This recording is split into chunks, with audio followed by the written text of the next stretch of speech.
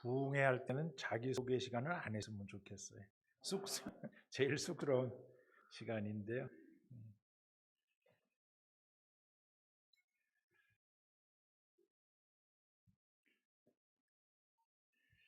반갑습니다. 그리고 가스피플 교회 정말 굉장히 오고 싶었어요.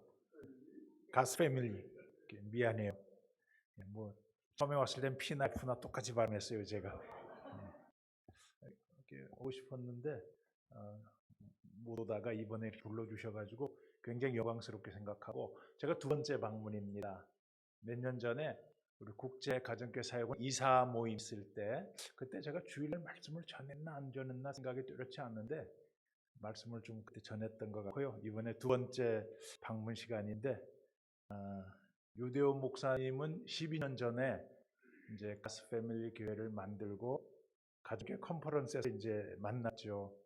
근데 그때 목사님이 그 목장 시간은 많이 없고 목자님들이 좀 많다고 고민을 가지고 계셔서, 그래서 목사님 그러면은 개척 목장을 한번 시도해 보시라고.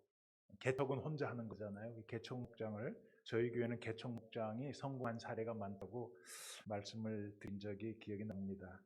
근데 지금은 우리 가스 패밀리 교회가 정말 국제적으로 유명해져 가지고 모든 목사님들이 꼭 한번 와보고 싶은 그런 가족교회로 정착이 됐는데, 미주 교회는 한 10년에서 12년 정도가 가정교회가 완전히 뿌리 내리고 완전히 가정교회로 이제 탈바꿈하는 기간인 것 같아요. 한 5년, 7년 좀 짧고 한 10년 정도만 잘 버티면 12년, 그럼 이제 진짜 가정교회로 시작하는 것 같아요. 그래서 그런 교회에 저를 초청해 주셔서 너무나 감사하고 저는 굉장히 영광으로 생각을 하고 있습니다. 제가 외부 초청을 받아가지고 가족교회를 소개하거나 이렇게 집회를 한 게 이제 가스 패밀리 교회가 31번째 교회가 되는 것 같더라고요. 제가 그동안 쭉 기록해 놓은 걸 보니까. 그런데 오렌지 카운티는 이제 세 번째인 것 같아요. 제가 세 번째. 이상래 목사님 교회도 한번 왔고, 저기 얼바인에 있는 교회도 한번 왔었는데, LA 집회는 제가 트라우마가 있어요. 얼바인에 가서 이제 집회 다 끝나고 목자 목녀님들 모시고 이렇게 간담회를 하는데 전도가 너무 안 된다고 고민을 하시더라고요. 그래서 그러면 시카고에서 저희가 한 것처럼 우리 정희숙 권사님을 저희가 한번 모셔가지고 제 아내랑 듀엣으로 해서 친구라는 주제로 VIP 초청 음악회를 한번 했는데, 저희는 그게 효과가 있었어요. 그래서 한 5차례, 6차례 했는데 VIP들이 많이 찾아왔고 시카고에 그 음악회가 아주 유명해졌어요. 그래서 그런 거 한번 해보시라고 권했더니, 그때 목녀님 한 분이 뭐라고 말씀하시냐면은, 목사님, 시카고는 시골이라서 그런 게 먹히는데 LA는 그런 거 해갖고는 전혀 먹히지가 않는다는 거예요. 그때 제가 굉장히 상처를 받았어요. 그래서 그분이 권사님이신데, 권사님 시카고 시골 아니라고. 옛날에는 세컨시리가 별명이었고 지금은 세 번째 도시라고 말씀을 드렸는데도, 목사님 그래도 시카고는 시골이라고 자꾸 그러시는 바람에 제가 그때 굉장히 상처를 받았는데, 얼마 후에 아이오와에서 저를 초청을 해서 이제 부흥 집회를 갔는데 거기는 한 10명도 안 모였더라고요.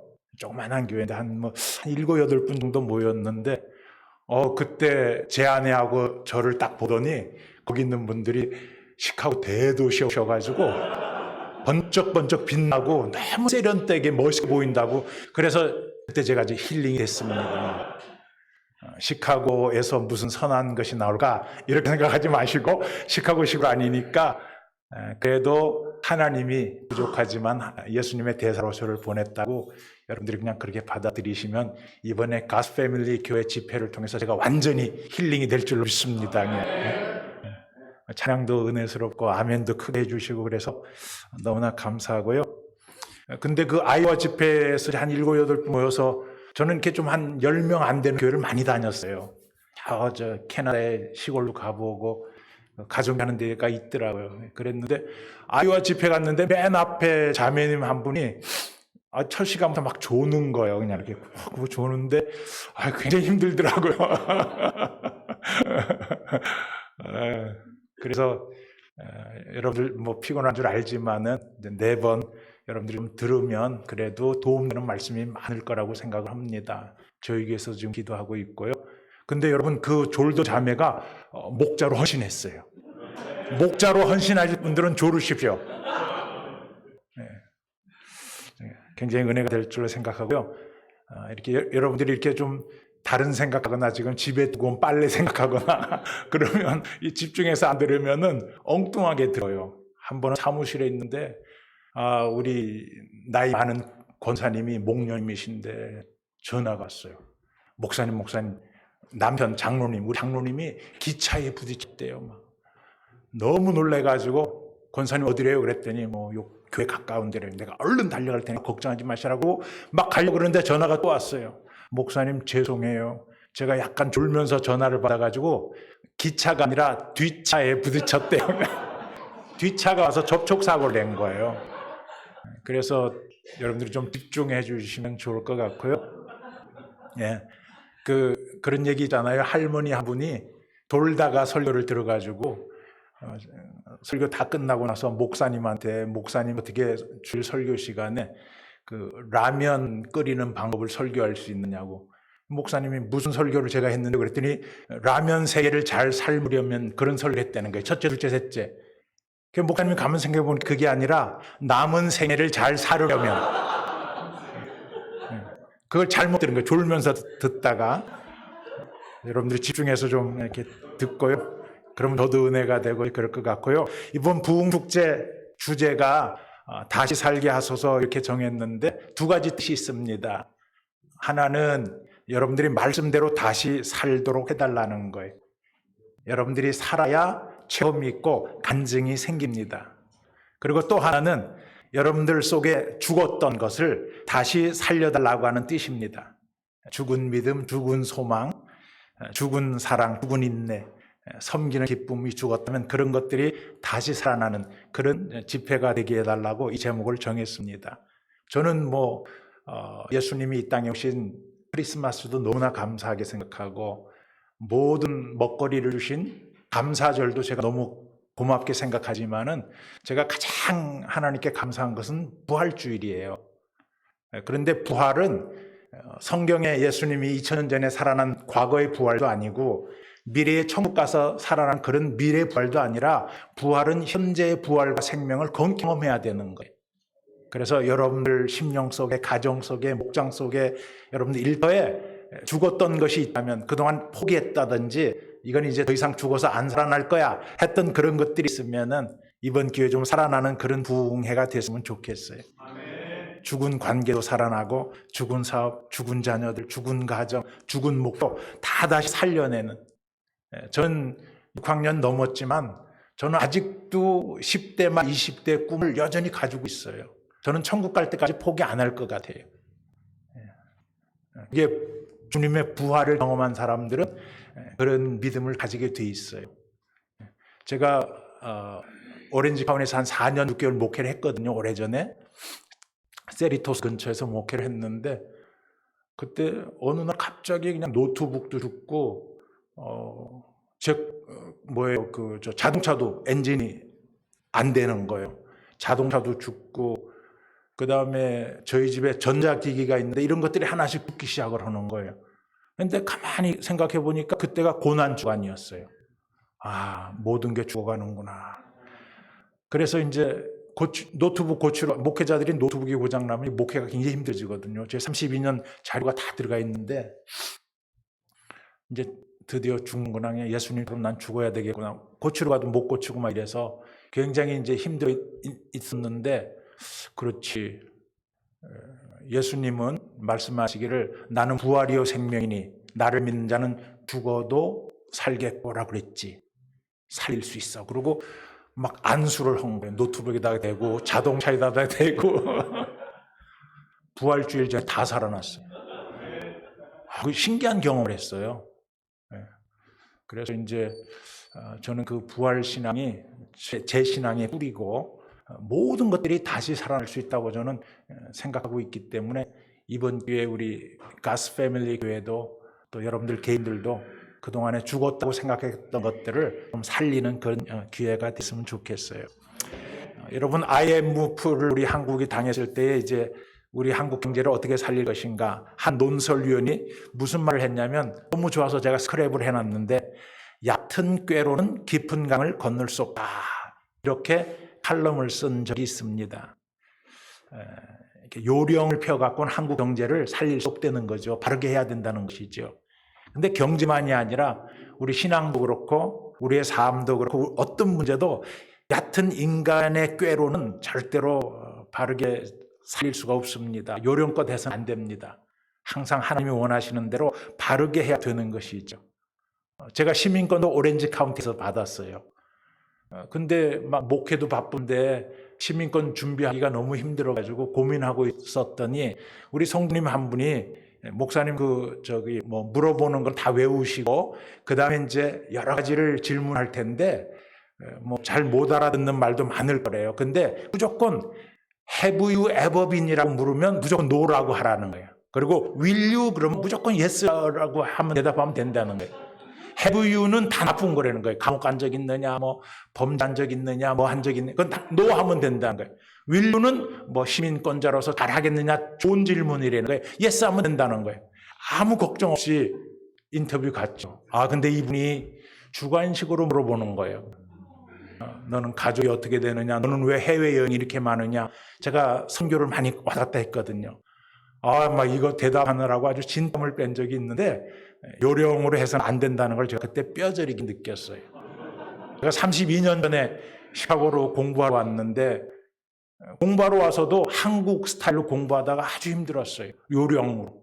벼락치기 공부하다가 미국 공부는 벼락치기 해서 안 된다는 것을 뼈저리게 제가 느꼈는데요. 영어 공부도 마찬가지잖아요. 영어 공부도. 김영삼 대통령이 이제 미국의 대통령 만나러 오는데 영어를 한마디라도 해보려고 영어 공부를 이제 열심히 했는데 그 나이에 영어 공부한다고 되겠어요. 그러니까 이제 그 보좌관들이 그냥 간단한 인사 정도만 외워서 하라고 가르친 거예요. 그래서 그냥 처음 클린턴 대통령 만나면은 그냥 How are you? 이렇게 하시면 된다고 외워보시라고. 그냥 계속 외운 거예요. How are you? How are you? 근데 외운 영어는 안 되잖아요, 실전에서. 딱 클린턴 대통령을 만나자마자 첫 번째로 나온 말이 Who are you? 이렇게 물어봤다. 그러니까 미국 대통령들은 또 유머가 있잖아요. 그러니까 I am his husband 그랬더니 김영삼 대통령이 Me too 이제 또 외운 영어잖아요. 외운 영어는 안 통하잖아요. 실전에서는 안 되잖아요. 그래서 뭐든지 요령껏 하려고 그러면 이게 안 되는 것 같아요. 외워서 하고 벼락치기로 하고 하면 안 되는 것 같아요. 이 인간의 얕은 꾀나 요령 같은 것은 항상 굉장히 위험한 것 같아요. 문제 근본을 해결하지도 못하고 해결되는 것처럼 보여도 끝이 좋지를 않습니다.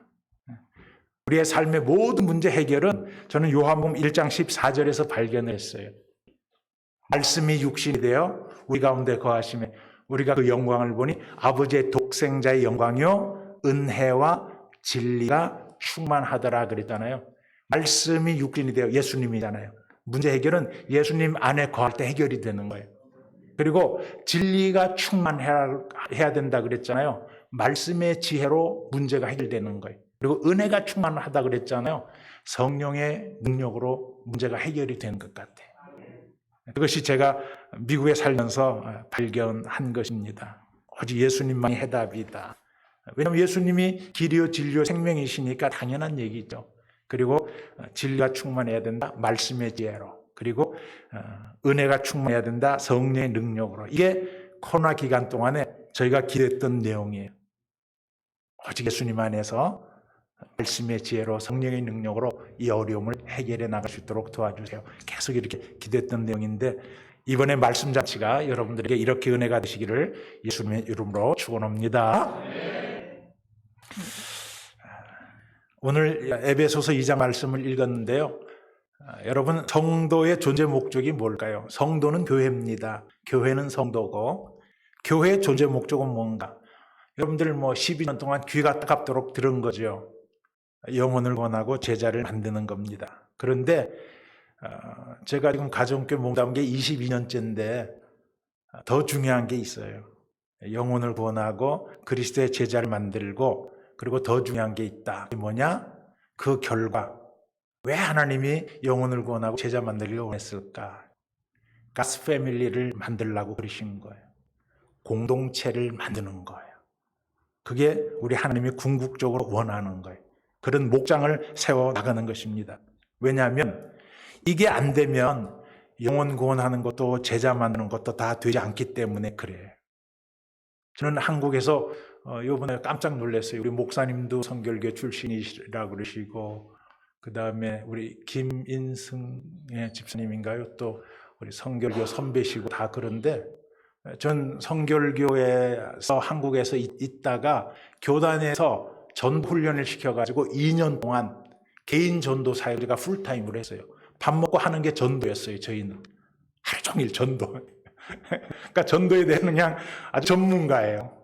다 공부하고 책 읽고 암송구절 다 암송하고 반대 질문 대답할 거 다 외우고 사형리 다 외우고 전도 폭발 다 외우고, 하여튼 전도에서는 아주 전문가예요. 그래서 엄청 전도를 했어요, 한국에서. 근데 전도를 해도 그렇게 해서 예수님 영접하신 분들이 3개월, 6개월 후에 가서 다시 만나보면 옛날 모습으로 돌아가 있는 거예요. 그래서 이런 식의 전도는 안 된다고 하는 것을 뼈저리게 그때 느꼈어요. 아기를 따뜻하게 돌보면서 양육해줄 가정이 없이 아이를 낳는 것은 이건 사산하거나 유산할 가능성이 너무 많다. 그런 결론을 내고 제가 한국에서 전도 사역을 끝냈어요. 그리고 미국 왔는데 휴스턴에서 제가 원하는 사역을 하고 있는 걸 발견하고 너무 좋았죠. 그래서 여러분들 이 따뜻한 공동체를 만드는 거 굉장히 중요하다고 하는 거. 근데 그뿐만 아니라 여러분들 자신이 행복하게 사시려면은 여러분들이 공동체 안에서 사랑을 나누는 길밖에 없습니다. 누구를 미워하고 반대하고 비판하고 비난하면 하나님이 주신 행복의 길을 짓밟는 거예요. 최고의 행복의 길은 가스 패밀리 안에서 사랑하고 베풀고 섬기면 이것이 최고의 행복이 되는 것입니다. 그래서 우리가 따뜻한 공동체를 만들어야 되는 것이죠. 여러분들 생각에는 어떤 사람이 가장 행복할 것 같아요? 돈 많은 사람이요? 저는 진짜 돈이 많으신 분을 제가 만났어요. 어느 정도 돈이 많으냐면 선교사님 한 분이 왔는데 백지 수표를 주시더라고요. 마음대로 금액을 쓰라는 거예요. 그리고 또 몇 년 후에 선교사님 한 분이 왔는데 80만 불 수표를 끊어 주시더라고요. 와, 저는 뭐 평생 저는 만나고 모을 수 없는 그런 돈인데요. 근데 그분이 그런 고백을 해요. 목사님, 돈이 독이 된다고 저는 생각합니다. 고백을 하더라고요. 그 돈이 많은 것 때문에 행복하지 않으신 거예요. 얼마나 많은 유혹과 시험과 막 이런 것들이 찾아오는지 몰라요. 그리고 최근에 이제 그분하고 이렇게 좀 알게 됐는데 지금 행복하지 않대요. 돈이 독이 된 거죠. 여러분, 비즈니스를 크게 하면 행복할까요? 우리 자매님 한 분은 이제 지지난주에 인디아나에서 이제 비즈니스를 크게 해요. 시카고에 있다가 이제 글로 가서 거기서 하면서 그냥 왔다 갔다 하시는데요. 주 7일 문을 열어야 되고 밤 8시까지 문을 열어야 되는데 너무 힘들어가지고 목사님 울면서 사는 게 아니에요. 그래서 빨리 정리하고 올라오시라고 그랬어요. 무조건 클로즈하고 올라오시라고 제가 그렇게 부탁을 드렸어요. 명예와 권세가 있다고 해서 여러분 절대로 행복하지 않습니다. 명예와 권세가 조금만 생기잖아요. 반드시 적이 생겨요. 시기하는 사람이 생겨요. 그리고 오래 가지를 않아요. 우리 한국 대통령들이 제일 불쌍하죠. 욕을 제일 많이 먹고 이상하게 감옥 가는 사람들이 많아요. 그리고 요즘에 이 푸틴이나 김정일이 얼마나 불안할까, 그런 긍휼한 마음이 저한테 있어요. 여러분, 참된 행복은 좋은 관계인 것입니다. 참된 행복은 좋은 관계다. 왜냐하면 우리 인간은 관계적인 존재로 만들어졌기 때문에 그래요. 우리를 만드는 하나님이 관계적인 분이세요. 성부, 성자, 성령, 삼위일체가 관계죠. 그리고 인간의 창조도 남자와 여자 관계로 만들어 주셨어요. 가정도 그렇고 교회도 이게 다 공동체 관계를 말하는 것이죠. 그런데 죄의 결과 이 모든 관계가 다 파괴된 것입니다. 이것이 우리 인간들의 모든 문제와 불행의 본질이에요. 관계가 깨졌다는 거예요. 소통이 막혔다는 거예요. 그래서 모든 문제 해결은 관계를 회복하는 데서 시작이 되는 것입니다. 이걸 다른 말로 말하면 친밀함을 회복해야 되는 거예요. 이게 관계를 회복하는 거예요. 친밀함. 우리 유대 목사님은 이 분야에 있어서만큼 아주 전문가신 것 같아요. 고수, 최고 고수, 친밀함. 가장 편안해요. 제가 옆에 다가가기가. 형 그렇게 해도 돼요?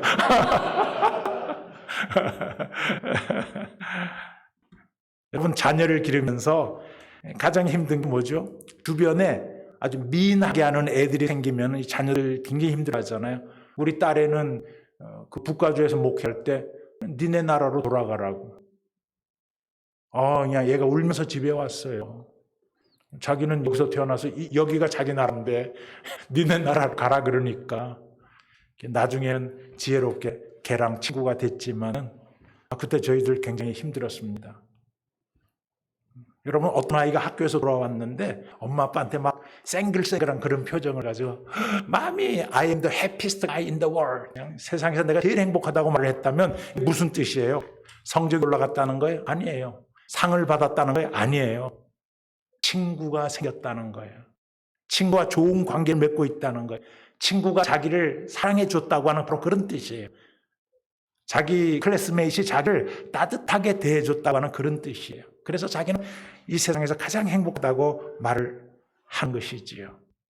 오늘 본문에 보니까 이런 관계 회복, 이게 가장 중요한데 이런 관계 회복도 그냥 되는 게 아니라 하나님의 은혜로 된다고 하는 것을 사도 바울이 말을 해두고 있어요.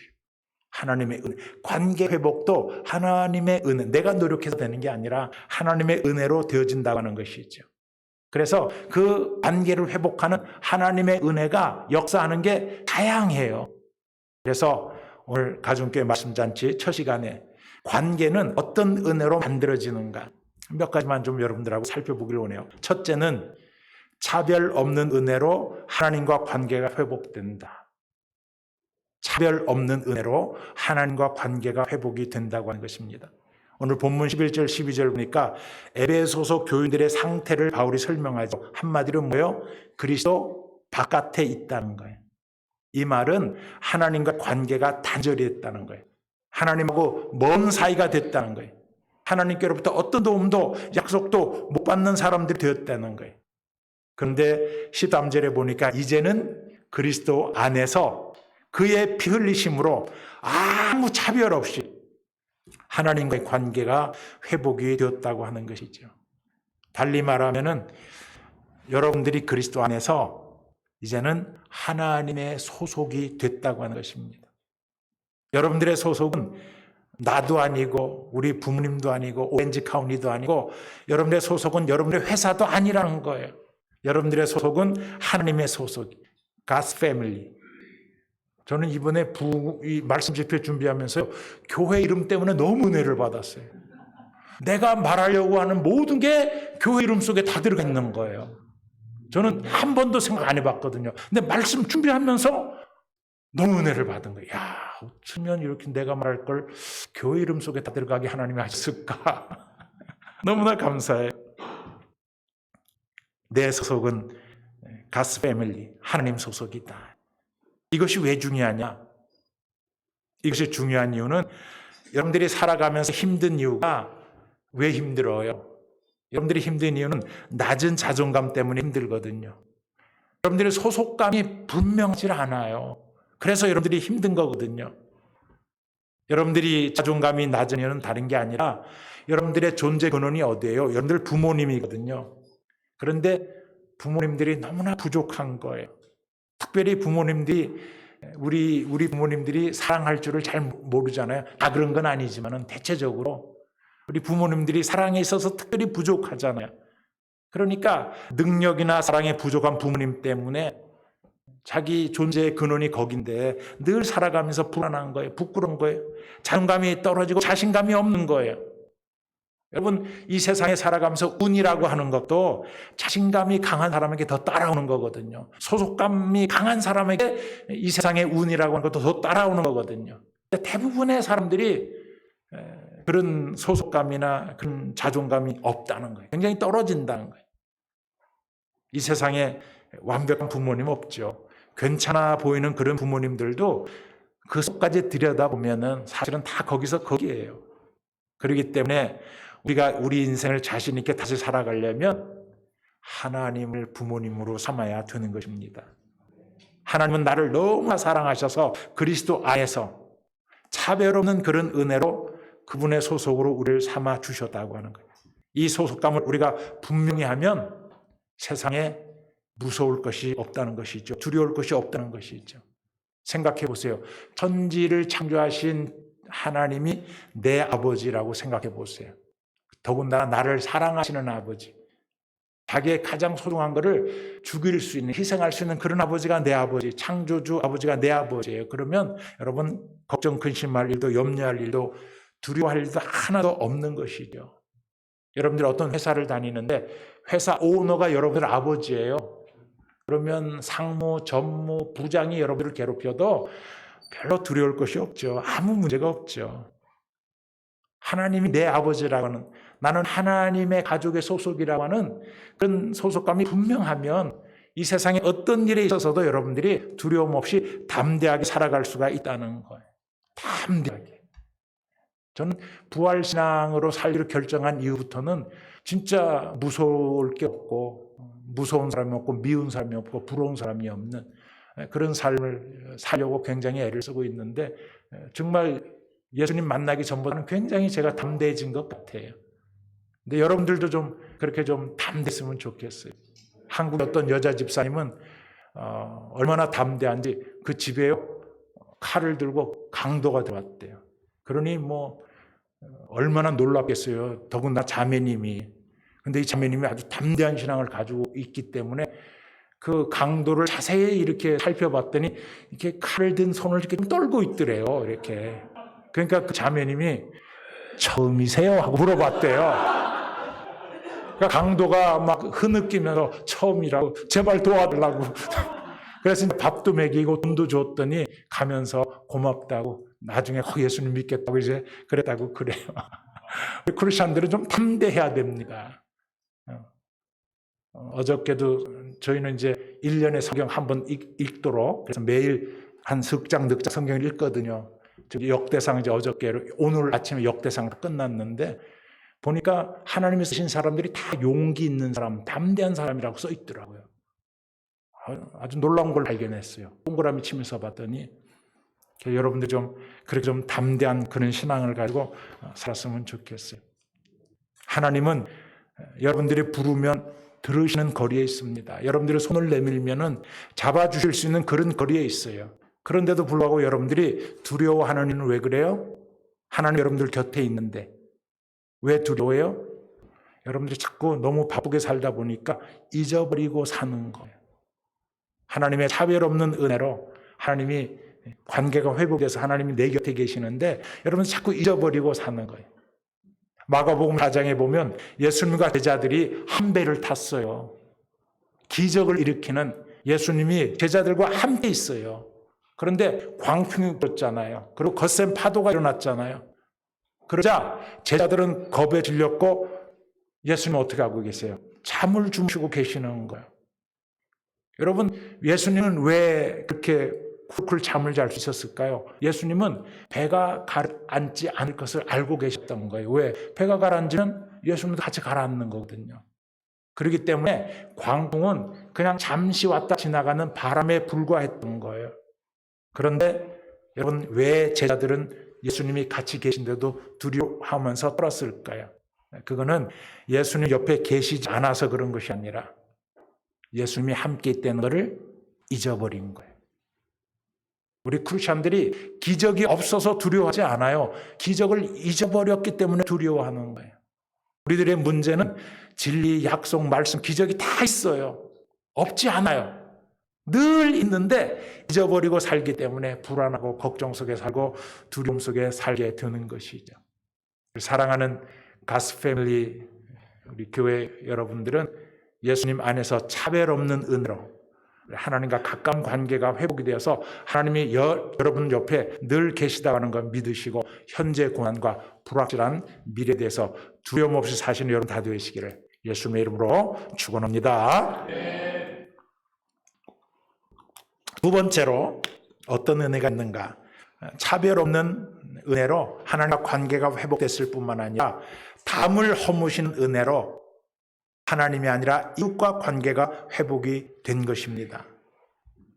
우리는 차별 없는 은혜로 하나님과의 관계만 회복된 것이 아니라 담을 허무신 은혜로 이웃과의 관계도 우리가 회복이 됐다고 하는 것. 다시 말하면 한 가족이 됐다고 하는 것입니다. 그래서 성도들끼리 우리가 형제 자매라고 부르는 것이죠. 이것을 바울은 담을 헐었다고 표현했습니다.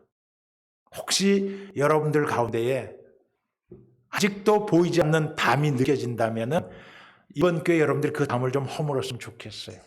여러분들이 가정교회 한 지 10년 됐으니까 이제 어떤 담도 여러분들 좀 허무는 그런 이 말씀 잔치가 좀 되었으면 좋겠어요.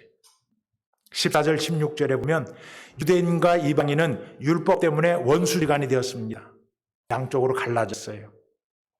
담이 있었어요. 그런데 예수님께서 율법을 폐하셨습니다. 원수된 것을 없애셨어요. 그리고 자기 안에서 하나로 만들어 주셨어요. 저는 이것이 가스 패밀리 교회의 사명이라고 생각을 합니다. 사람들 사이의 벽을 허무는 거예요. 둘을 하나로 만드는 거예요. 신분의 차이를 없애는 거예요. 모양의 차이를 없애는 거예요. 외적인 차이를 다 없애는 거예요.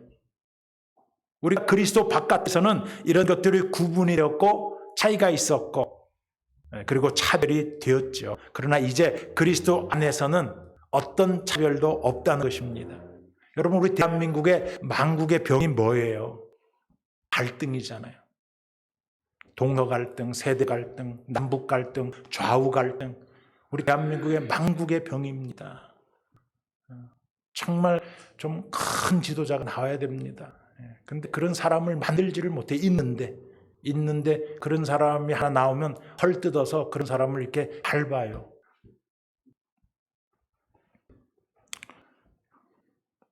여러분 교회는 하늘 가족입니다. 교회는 영적 가족이죠. 그 안에는 직업이나 지식이나 신분이나 그 직분의 높음과 낮음 서로의 담이 없어야 되는 것이죠. 그게 진짜 교회입니다. 여러분 조심해야 될 게 뭐냐면 직분이 여러분 신앙을 속입니다. 직분이. 저희 교회는 앞으로 우리 장로님들 권사님을 세울 일이 없지만은 우리 교회 우리 교단도 그런 직분 자체가 없어요. 그래서 이제 앞으로는 저희 교회도 이제 그런 분 세울 일은 없지만은 그게 나쁘다는 건 아니에요. 근데 제가 그동안에 제가 20살 조금 넘어서도 목회를 했거든요. 그러니까 지금 벌써 40년째를 제가 교회 안에 몸담고 있는데요. 여러분 직분이 신앙을 속여요. 저는 가정교회를 하면서 장로님 두 분을 침례를 줬어요. 다시. 권사님 두 분을 침례를 다시 줬어요. 세례도 안 받으신 분들이 장로고 권사를 하고 있더라고요.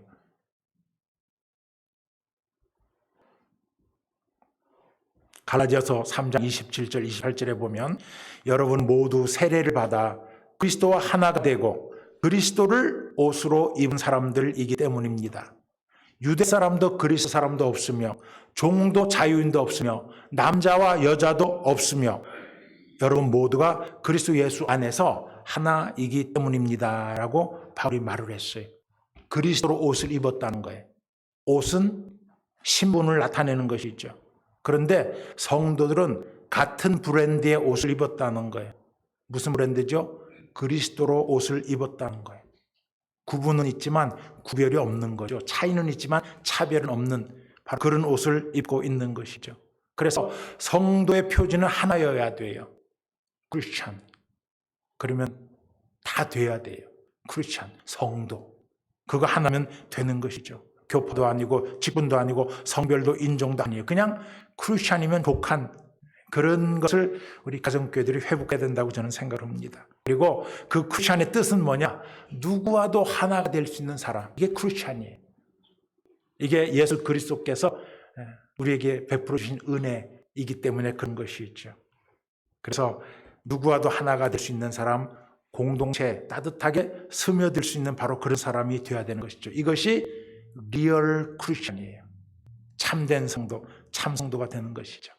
이런 성도들은 진짜 부러운 게 없고 무서운 사람이 없고 미운 사람이 없는 그런 성도가 되는 것이죠. 여러분, 마태복음 7장에 산상수훈의 결론적으로 예수님이 리얼 크리스천이 어떤 사람인지 말씀해 주신 거 기억나시죠? 우리 예수님 말씀에 따르면 주님의 이름으로 선지자 노릇하는 사람 아니래요. 주님의 이름으로 사역자 노릇하는 사람들 리얼 크리스천이 아니래요. 귀신을 쫓는 사람 아니래요. 기적과 권능을 행하는 사람 아니래요. 리얼 크리스천이. 우리 예수님에 따르면, 그리고 신약 성경을 읽어보면서 거기에서 결론 내린 걸 따라보면은 참된 성도의 모습은 주님의 말씀대로 행하는 사람이에요. 신약 성경을 쭉 읽어보니까 주님의 말씀대로 행하는 사람이 세 종류예요. 하나가 사랑과 용서가 있는 성도예요. 그리고 또 하나가 성령을 받고 예수님의 증인으로 사는 사람이에요. 오직 성령이 너에게 임하시면 너희가 권능을 받고 예루살렘과 온 유대와 사마리아와 땅끝까지 이르러 내 증인이 되리라. 성령을 받은 사람들은 증인의 삶을 살게 되는 것이죠. 어차피 크리스천들은 여러분 고난을 받아야 됩니다. 고난이 없는 크리스천은 크리스천이 아니에요. 근데 여러분은 세상 일로 고난 받지 마시고 전도자의 삶을 살아보세요. 저절로 고난이 생겨요. VIP 한 분 섬기려면 얼마나 힘들어요. 그걸로 고난을 받으세요. 세상 일로 고난 받지 마시고요. 사랑과 용서가 있는 성도, 성령을 받고 예수님의 증인으로 사는 성도, 그리고 세 번째로 공동체를 세우려고 애쓰는 성도가 리얼 크리스천이에요. 어떤 이유에서든지 공동체를 비판하고 상처를 주고 갈등을 일으키고 깨려고 하는 것은 다 마귀적이에요. 신앙생활은 절대로 혼자 하는 게 아닙니다. 약한 자를 세워주고 병든 자를 세워주고 힘든 자들을 세워주고 한 식구처럼 만들어서 돌보는 바로 그런 신앙생활을 우리는 해야 되는 것이죠. 저희 교회는 시작한 지 이제 한 4년 다 돼가요. 4년. 첫 1년 동안은 예배당을 못 찾아서 호텔에서 예배드리고 공원에서 예배드리고 라디오 방송국의 세미나룸 빌려서 예배드리고 첫 1년은 굉장히 힘들었어요. 그러다가 이제 2년째 되는 날 하나님께서 좋은 교회를 만나게 해주셨어요. 그래서 이제는 좀 제대로 한 사람 구원을 위해서 한번 열심히 이제 사역하고 막 그렇게 해봐야지 했는데 코로나 탕 터졌잖아요. 저희 교회는 빨리 문을 닫았어요. 우리 미국, 저희가 빌려준 미국 교회는. 그렇게 되니까 뭐 막막한 거예요, 그냥. 이제 막 교회를 새로 시작해서 뭔가 좀 다져보려고 하는데 이제 1년 동안은 예배당이 없어서 힘들었고 좋은 예배당을 찾아서 너무 좋은 분들을 만났어요. 그래서 이제 뭐 좀 해보려고 했는데 코로나가 딱 터지니까 막막한 거예요. 근데 하나님이 제 마음속에 들려주시는 음성은 내가 얼마나 너희들의 예배를 싫어했으면 너희들을 예배당에서 쫓았겠느냐. 그러면서 공동체 본질에 대한 도전, 교회 본질에 대한 도전. 성도들은요, 죽을 일이 있어도 만나야 돼요. 아니, 마스크만 쓰면 되는데 왜들 안 만날라 그래요? 손 좀 잘 씻고 그러면 되잖아요. 조금만 주의하면 다 알잖아요, 코로나 정체를. 이건 공동체에 대한 도전이었어요. 그리고 예배 본질에 대한 도전이었고, 그리고 교회 본질에 대한 도전이라고 하는 하나님의 음성을 들려주시는 거예요. 그래서 코로나 기간 동안에 미국 교회가 문 닫았지만 저희는 어떻게든지 만나려고 노력을 했어요. 그래서 제가 각 목장에 목자 역할을 해가면서요, 무조건 모여라, 우리 집으로 모여라 해가지고 모이고, 그리고 이제 오피스 빌려서 거기서 우리 예배 드렸어요. 좁으니까 막 2부, 3부 예배를 계획해서 거기서 모여서 예배 드리고, 모여야 됩니다. 모여서 예배 드리지 않는 건 예배가 아닙니다. 교회가 아닙니다. 공동체가 아닙니다. 그래서 그냥 굉장히 애를 썼는데 제일 큰 문제는 전도를 다 손을 놔버리는 거예요. 코로나 터지니까. 뭐 전도를 어떻게 해요? 다 무서워서 사람들끼리 못 만나는데 또 못 모이게 하니까 뭐 5명 이상은 안 된다 이렇게 나오니까 전도를 다 손을 놓고 있는 거예요. 여러분 VIP가 꼭 있어야 돼요. VIP가 있어야 내가 살아요. VIP가 있어야 목장이 살아요. VIP가 있어야 교회가 살아요. 반드시 있어야 돼요. VIP는. 기도만 하는 VIP라도 있어야 돼요. 그래서 우리 전 성도들에게 저희가 그동안에 새가족반이라는 걸 안 했어요. 목민계 과구 목사님이 만든 새가족반이 있잖아요. 여러분들이 아는 VIP들, 이웃들 무조건 우리 집으로 모시고 와라. 우리 집에서 새가족반을 하겠다. 그렇게 선포하더니 한 분 한 분 저희 집으로 데리고 오더라고요. 그래서 이제 2주 정도는 저하고 하고 그 다음에 세 번째는 목장교를 다 오라고 그래서 같이 하기도 하고 이러면서 했는데 한 VIP는 저희 집에 왔는데 소주 2병을 가지고 왔어요. 목사님 좀 한잔 하실래요? 이제 그러시더라고요. 그래서 정중히 먹고 싶었지만 옛날 생각이 나는 거예요. 근데 그런 분들도 우리는 차별 없이 그런 분들도 받아들이면서 하고 그 다음에 또 어떤 VIP는 와가지고 그냥 첫날부터 목사님 저는 교회 싫어합니다. 저는 목사님을 대체적으로 싫어합니다. 저는 아내가 오자고 그래서 억지로 왔습니다. 그러나 제 본심은 싫어하는 거니까 그렇게 하십시오 하고 마음을 탁 닫고 그냥 그 몸을 그냥 분위기를 아주 차갑게 만드는 거예요. 그러나 그런 사람도 우리는 따뜻하게 몰라서 그러는 거니까 따뜻하게 받아들이고 그러면서 이제 저희 집에서 코로나 기간 동안에 VIP들을 무조건 우리 집으로 데리고 오라고 그러면서 했는데 그 소주 2병 가지고 오신 분은 생명삼 들어왔어요. 너무 감사하고요. 그 불평하던 분은요. 그러고 나서 이제 그분을 원래 목장으로 가라 그랬거든요. 원래 목장 모이라고 그랬는데 한 달 정도 목장에 나오더니요. 그분이 회개를 했어요. 제가 처음에 와서 이렇게 비판적인 말을 많이 해서 여러분들에게 상처를 준 걸 제가 정말 죄송하게 생각합니다. 제가 한 달 정도를 생활해 보니까 교회는 이렇게 해야 된다는 걸 스스로 깨달았습니다. 신앙생활은 이렇게 해야 되고 저 같은 사람 전도는 이렇게 해야 된다는 걸 목장 분위기 때문에 이렇게 해야 된다는 걸 깨달았습니다. 그리고 이사를 갔는데 이우철 목사님 교회 가서 금방 침례받았어요. 어떤 사람이 우리 주변에 있더라도 차별 없는 하나님의 은혜로 하나님과 관계가 회복이 되고 그리고 담을 허무는 그런 은혜로 우리는 이웃과 하나가 되는 것이죠. 이런 일들이 여러분들의 목장에서 일어나기를 예수님으로 축원합니다. 여러분 사도행전의 신약교회의 모습 여러분 다시 한번 다 알지만 한번 말씀드려볼까요? 믿는 사람이 모두 함께 지냈죠. 재산과 소유를 팔아서 나누어 주었죠. 집집마다 돌아가면서 함께 기쁘게 식사했죠. 그리고 빵을 같이 뗐죠. 빵은 그리스도의 몸이에요. 예수님 몸을 나눠 먹은 것입니다. 이런 모습이 사람들의 호감을 샀어요. 그래서 구원받는 사람들이 날마다 더해졌습니다. 교회에서 싸웠다 이건 말이 되지 않아요. 난 야당이다. 저는 목사님을 좀 이렇게 목사님을 목회하는 집사입니다. 이거 말이 안 돼요. 저는 그런 분도 만나봤어요. 그래서 자기는 비판을 해야 되겠다는 거예요. 성경에 그런 구절이 한 군데도 없어요. 여러분 신약교회 리얼 크리스천들은 자기 것을 자기의 것이라고 하지 않고 땅과 집을 팔아서 각 사람의 필요를 따라 공동으로 사용을 했어요. 그리고 사도행전 4장 33절 여러분 다 읽었겠지만 다 잊어버렸을 거예요. 저도 이번에 성경 다시 읽으면서 너무 놀랐어요. 사도행전 4장 34절 그들 가운데 한 사람도 없었더라. 누가? 가난한 사람이 한 사람도 없었다고 기록되어 있어요. 지금은 그때와는 사회 구조나 경제 구조가 달라서 공동 소유를 할 수는 없지만은 그러나 우리 가스 패밀리 우리 식구 중에 한 사람이 만약에 파산을 당했다 하더라도 그분이 마음으로는 가난하다고 느껴서는 절대로 안 되는 것입니다. 왜요? 가스 패밀리 공동체가 있기 때문에. 내가 실패해도 내가 파산을 해도 내가 집이 없고 음식을 살 돈이 없어도 우리 가스 패밀리 교회가 우리 가스 패밀리 성도들이 나를 절대로 이렇게 혼자 내버려 두지 않을 것을 확실히 내가 알고 있기 때문에 마음으로는 나는 가난하지 않아 이렇게 고백할 수 있는 그런 교회가 되어야 되는 것이죠. 한번 옆에 있는 사람하고 한번 워크숍 한번 해봅시다.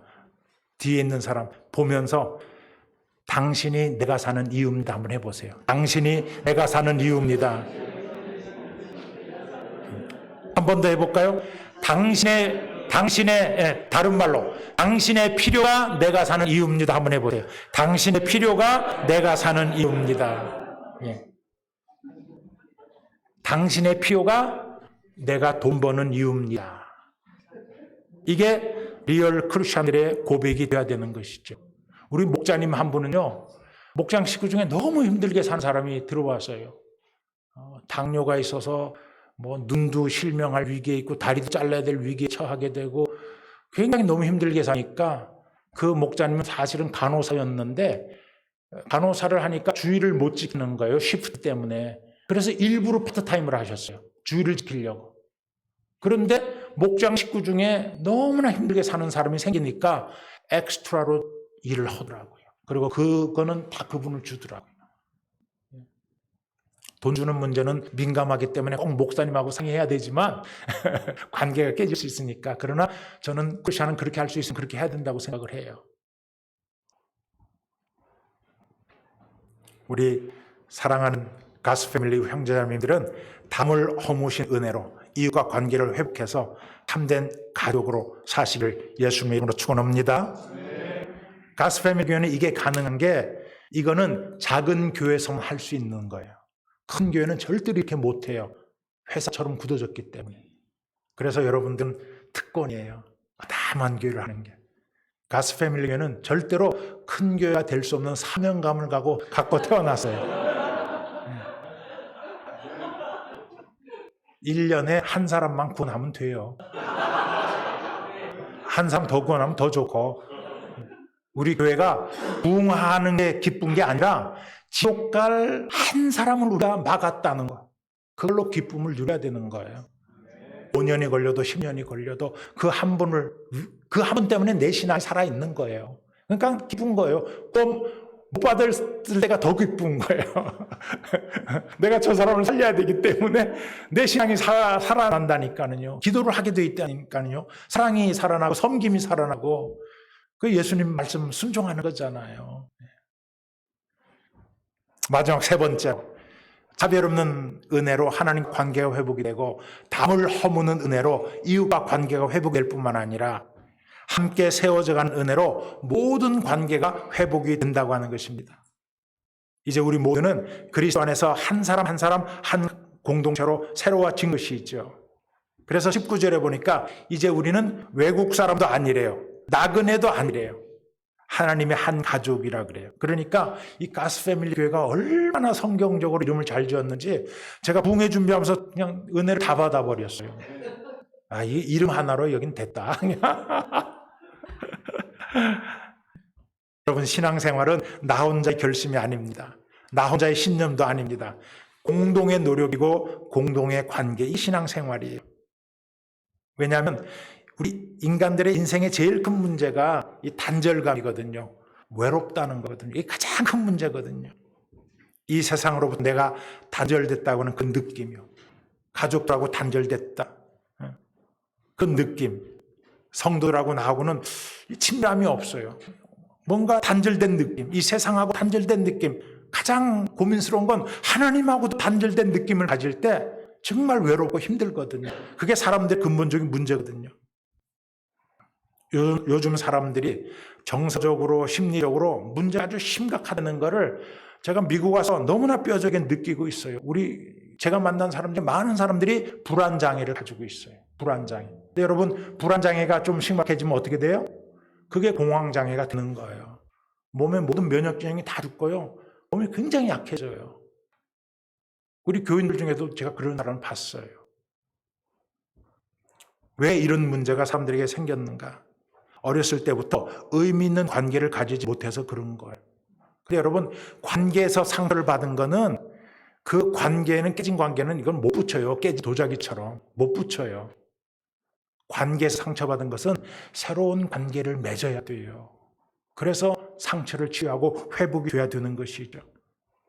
그런데 우리는 어렸을 때부터 이런 의미 있는 관계를 못 가졌거든요. 그리고 이런 문제를 악한 영이 이용을 해요. 그래서 나쁜 것하고 관계를 맺어줘요. 가짜 관계죠. 가짜 사랑이죠. 진짜 사랑이 아니라 사랑 대용품이에요. 술을 사랑하고 담배를 사랑하고 도박을, 운동을, 게임을, 쾌락을 사랑하도록 악한 사단이 그렇게 인도를 하죠. 여기에 대한 유일한 해결책은 그리스도 안에서 피 뿌림을 받는 것입니다. 그래서 모든 관계를 회복하는 거예요. 하나님과의 관계, 인간과의 관계, 세상과의 관계를 회복하는 거예요.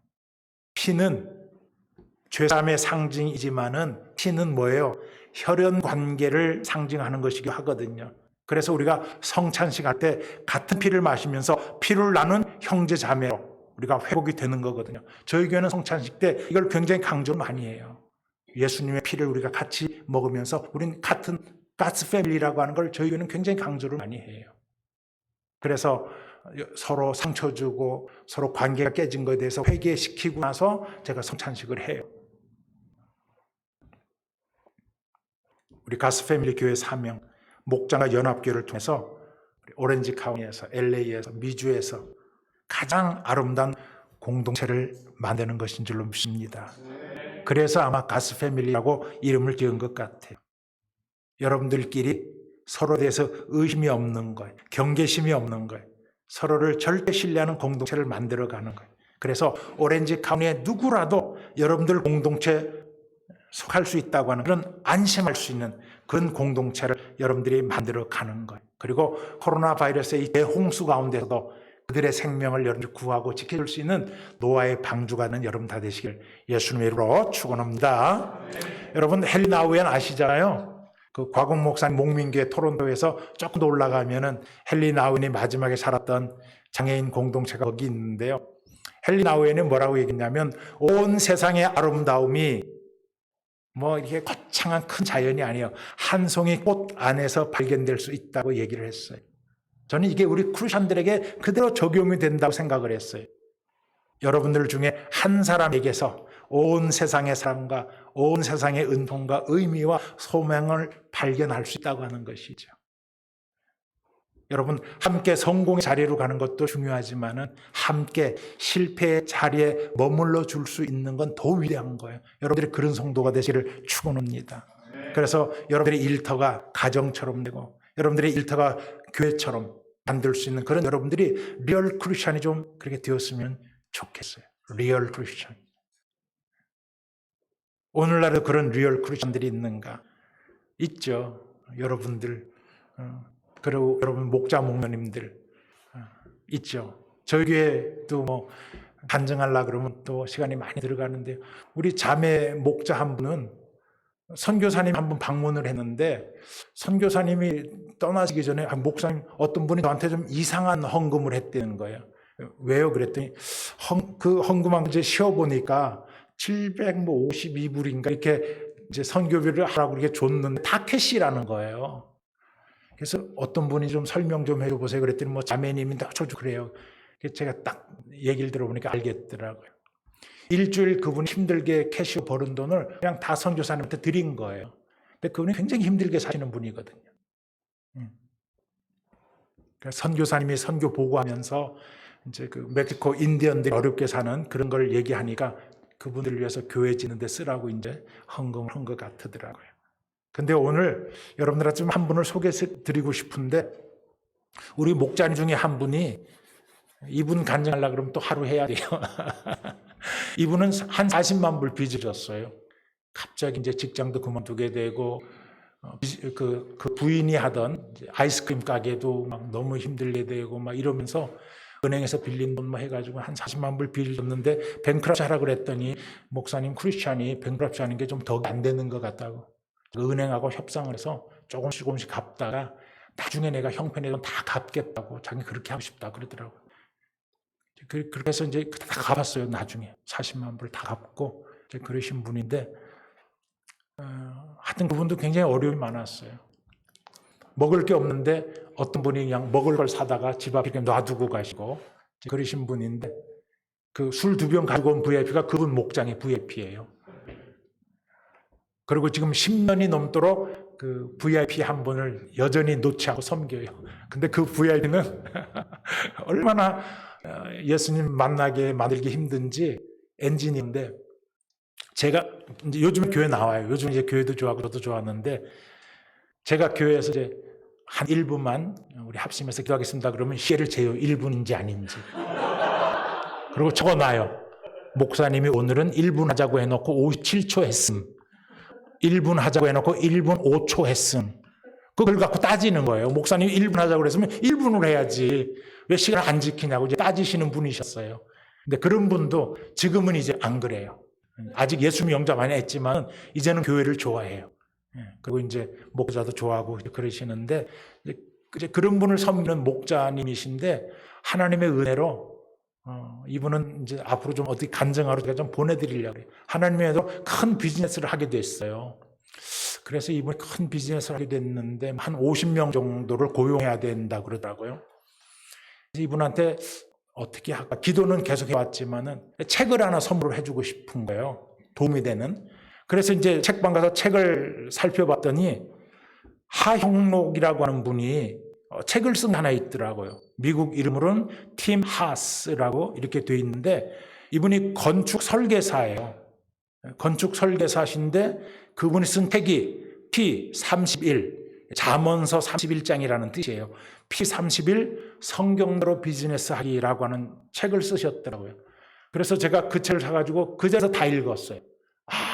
이거를 내가 우리 목자님 비즈니스 하는데 선물로 줘야 되겠다. 그리고 이제 선물로 딱 드렸는데, 그 하형록 씨라는 분이 어떤 분이냐면 아버님이 나 환자를 돌보던 목사님이었어요, 한국에서. 근데 선교사님의 도움으로 가족이 미국으로 초청을 와가지고 초등학교 졸업하고 미국에 오셨는데 공부를 열심히 하셨나 봐요. 그래서 이제 유펜에 들어가서 이제 대학원까지 설계사 이제 자격증을 따신 것이죠. 그래서 20대 말에 미국의 유명한 건축 회사에 임원이 됐어요. 중역이 되었어요.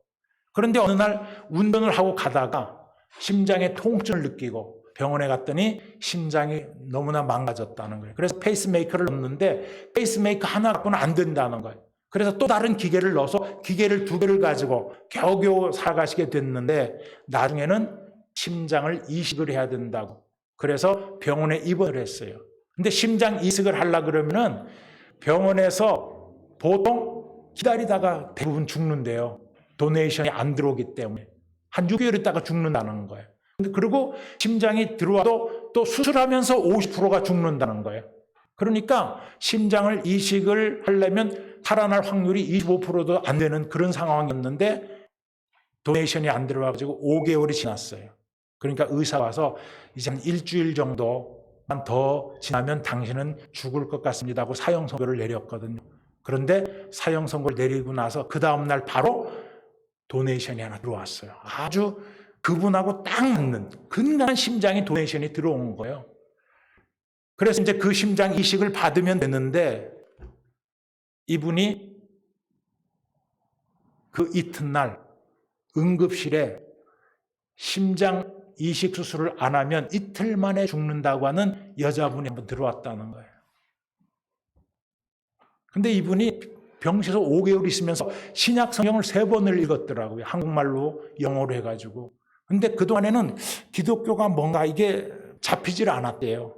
기독교 그럼 뭐 사랑, 믿음, 소망, 약속, 언약 단어로는 설명이 되는데 구체적으로 서술형으로는 설명이 안 돼서 항상 답답했는데, 성경을 읽다가 드디어 그런 걸 하나 발견한 거예요. 성경의 핵심.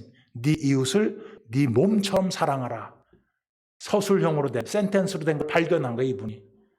그리고는 사랑은 희생이라고 하는 결정을 내린 거예요. 그러고 나서 가족들하고 상의하면 반대하니까 그 도네이션 들은 심장을 자기 일주일 후면 죽는데 그 여자분에게 양보를 했습니다. 원래 그 자기 거거든요. 그래서 이제 뭐 며칠이면 이제 죽을 그런 위치에, 그런 상황이 된 거죠. 그런데 하나님의 은혜로 심장이 다시 도네이션이 들어왔어요. 조금 나쁜 심장이긴 하지만 도네이션이 들어와서 이번 심장 이식 수술을 하고 그리고 살아나셨어요. 그 이제 회사는 그만뒀었기 때문에 거라지에서 직원 1명을 두고 건축회사를 새로 시작을 했는데, 그때부터 하나님이 그냥 얼마나 은혜를 많이 부어주시는지, 나중에는 이분이 건축회사가 커져가지고요, 오바마 대통령 때 국가 건축자문위원회 위촉이 됐대요. 그게 건축가로는 최고의 영이라 그러더라고요, 미국에서는. 그리고 필라델피아에서 젊은 사람들이 들어가고 싶은 가장 최고의 회사 중에 하나로 됐어요. 왜? 그분의 회사의 목적이 어려운 사람을 돕는 거예요. 도움이 필요한 사람을 위해서 회사를 설립한 거예요. 그래서 회사는 교회고 회사는 가족이라고 하고 회사를 운영하는 거예요. 리얼 크리스천. 요즘 목사님이라 그러더라고요. 아마 신학을 하시고 목사 안수를 받으신 것 같아요. 여러분들에게 하영록 목사님처럼 큰 회사를 하고 여러분들에게 돈을 주는 거 절대 아닙니다. 여러분들은 다른 사람들만큼 될 필요가 없어요. 더 많이 가질 필요도 없고 더 높이 올라갈 필요도 없습니다. 그냥 여러분들 하나님이 허락하신 능력만큼만 열심히 여러분 하시면 되고요.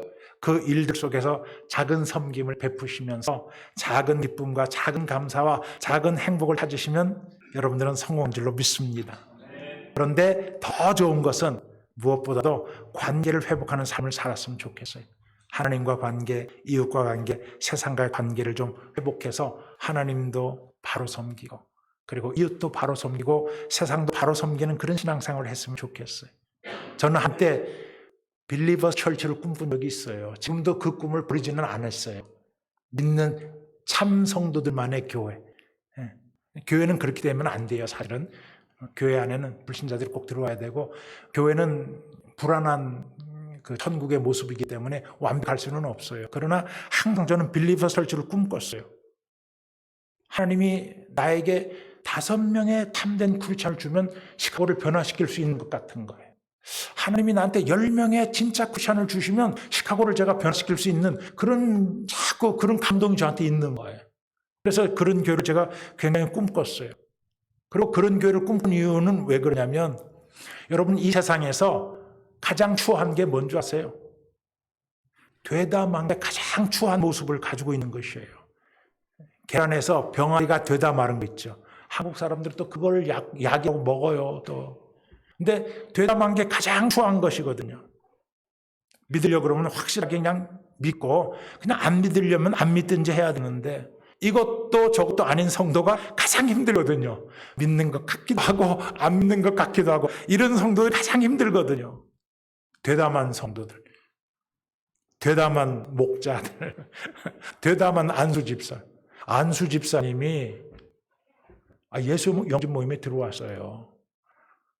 그래서 제가 복음을 다 전하고 나서 거기 이제 예수님 영접하러 VIP뿐만 아니라 그 안수 집사님한테도 집사님도 오래간만에 예수 영접 모임으로 오셨는데 어떻게 예수님 마음속에 영접하시고 죄사함 받으셨어요? 그랬더니 아니요 그러는 거예요. 목사님 내가 지은 죄를 내가 책임을 져야지 왜 예수님이 책임집니까? 안수 집사님. 제가 장로님 2분을 침례를 다시 줬다니까는요. 권사님 2분을. 교회가 잘못돼도 굉장히 잘못된 거예요 지금. 겉으로는 여러분 아무 문제 없는 것 같으죠? 큰일 났습니다 지금. 큰일 났어요. 저는 한국에 가서요 교회 망해야 된다고 부응했어요. 교회가 망해야 교회 산다고. 그랬더니 목사님들이 다시 안 부르더라고요.